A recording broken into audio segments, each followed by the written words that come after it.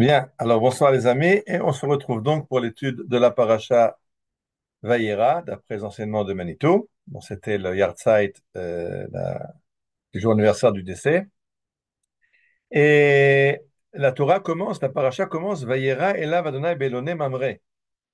Vehu yoshev petach Oel kechom mayam. Abraham, qui s'est fait la Brit Mila, donc la circoncision la semaine dernière, est assis maintenant devant sa tente en convalescence après l'opération de la Brit Mila. Et il fait très très chaud, il n'y a pas de voyageurs. Et alors tout à coup, il voit arriver trois hommes qui viennent chez lui et Abraham va les inviter à manger. Il va les inviter à se reposer chez lui et il s'avère que ce sont trois envoyés célestes. Et le Midrash nous dit que chacun a une mission. Un est arrivé pour annoncer à Sarah qu'elle allait enfanter de Yitzhak. Un est venu pour détruire la ville de Sodome, Gomorrhe, les quatre villes impies. Et un est arrivé pour guérir Abraham de la circoncision. Et les Chachamim nous disent dans le Talmud pourquoi trois envoyés pour ces trois missions, pourquoi un n'aurait pas pu les faire. Chez En Malach Oseh Shte Shlichuyot. Les émissaires célestes sont créés, sont one tasking, ils ont chacun un but. Et donc chacun est venu pour une mission, un pour guérir Abraham, un pour annoncer la naissance de Yitzhak et un pour détruire Sodome.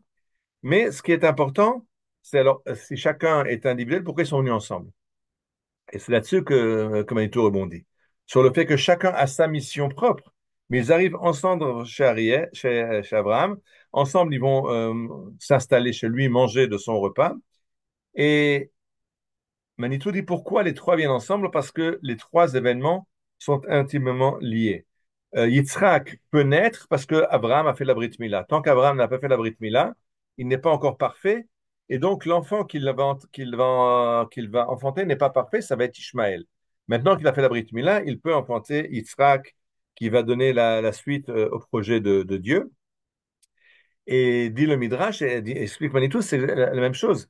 C'est que d'homme peut être détruite parce qu'Abraham a fait la Brit Mila. Ça, c'est incompréhensible. Pourquoi le fait qu'il y a un sadique qui va dire, essayer d'intercéder, Abraham va prier Dieu, s'il te plaît, s'il y a 50 sadikim, est-ce que tu pardonneras Sodome? Oui, je pardonnerai. S'il y a 40 sadikim, est-ce que tu pardonneras? Oui, je pardonnerai.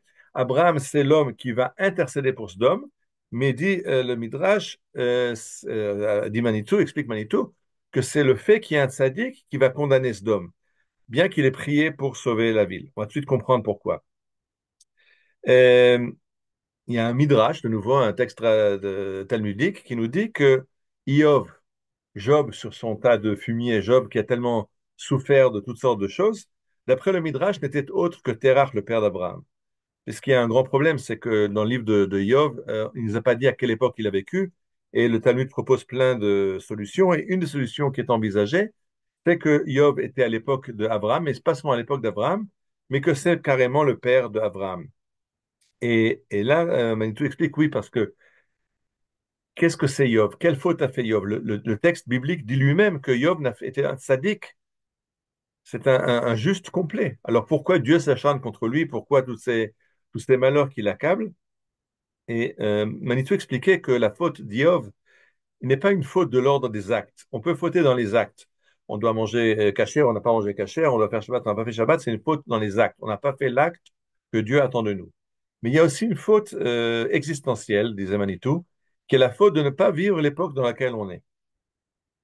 Et c'est l'erreur de Terach. Terach n'a pas compris que le monde a changé. Maintenant qu'il y a Abraham qui a fait la Brit Mila, ben, il y a un nouveau monde. Et Terach, c'est le tzaddik, mais le tzaddik d'une génération révolue. Et donc, il n'est pas en faute dans les actes, mais il est en faute d'existence. Il ne vit pas dans le temps qu'il est. On va tout de suite essayer de comprendre de quoi il s'agit. Euh,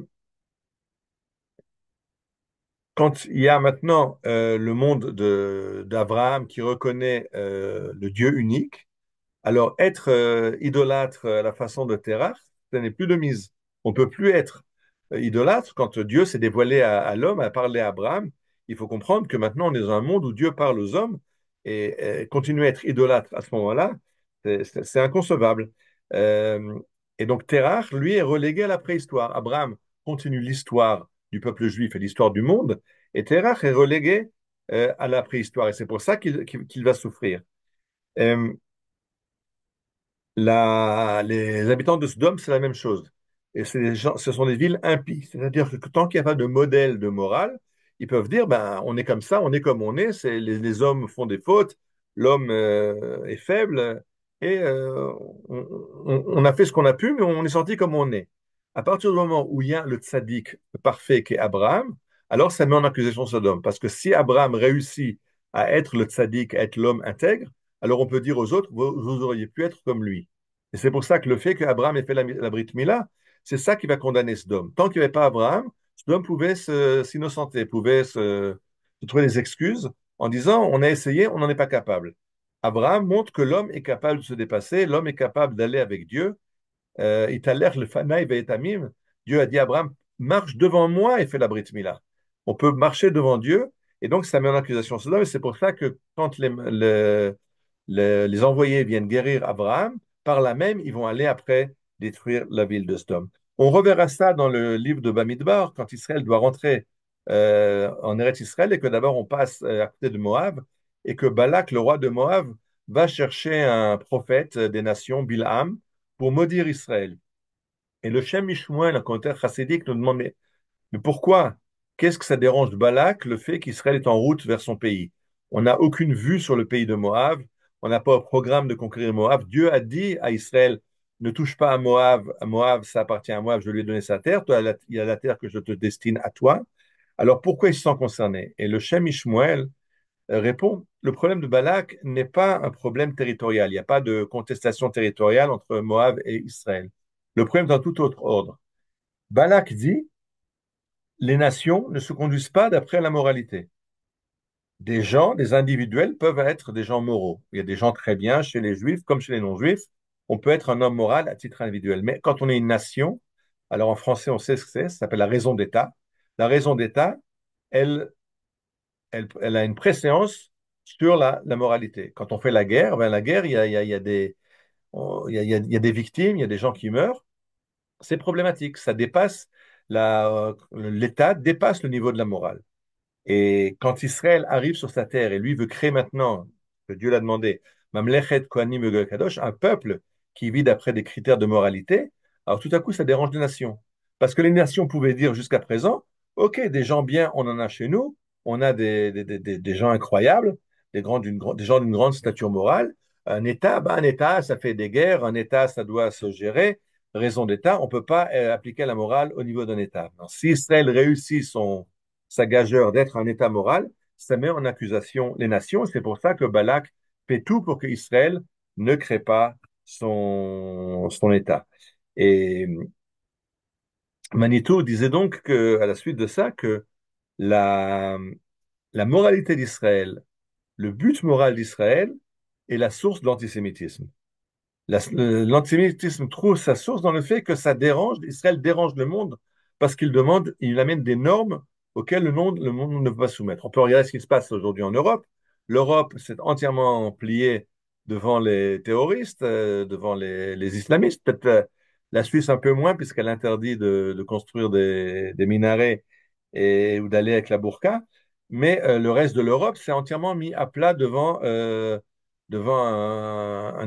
islam terroriste qui veut dominer le monde de façon horrible. On a vu ce qu'ils sont capables de faire. On l'a vu le Simchat Torah dernier, le 7 octobre, avant-dernier, le 7 octobre. Ils sont capables de voler, de violer, pardon, d'assassiner, de brûler des enfants. Et, et l'Europe n'est plus capable de s'assumer face à ça. Le fait qu'Israël prenne les armes et résiste, essaie de dire non, le monde peut être bon et le mal absolu, il faut l'éradiquer, ça dérange les consciences nationales, ça dérange les Européens, ça dérange les Hollandais, ça dérange les Belges, ça dérange les Français qui ont déjà entièrement capitulé devant l'islam. Et c'est pour ça qu'ils deviennent de plus en plus antisémites. Parce que voir Israël faire ce qu'eux aussi sentent qu'ils devraient faire, mais ils ne le font pas, ça les met eux en accusation. Et, et je voudrais continuer quelque chose que Manitou n'a pas dit clairement, mais je voudrais, dans la lancée de cette étude, euh, quand Manitou nous explique que Terach, le père d'Abraham, devient, c'est lui qui a enfanté Abraham. Mais une fois qu'Abraham reconnaît Dieu, Terach devient préhistorique, parce qu'il ne comprend plus dans quel monde il vit, je pense qu'on peut appliquer à ça à l'Europe. L'Europe, c'est la matrice qui a fait avancer le monde.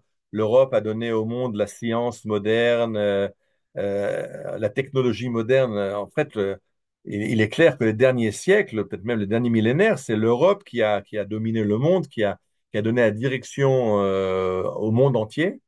Et tout à coup, on voit que l'Europe est à la traîne, l'Europe est en train d'exploser, l'Europe n'arrive plus à se mesurer, on voit ce qui se passe dans la guerre en Ukraine, on voit cette capitulation devant le monde musulman.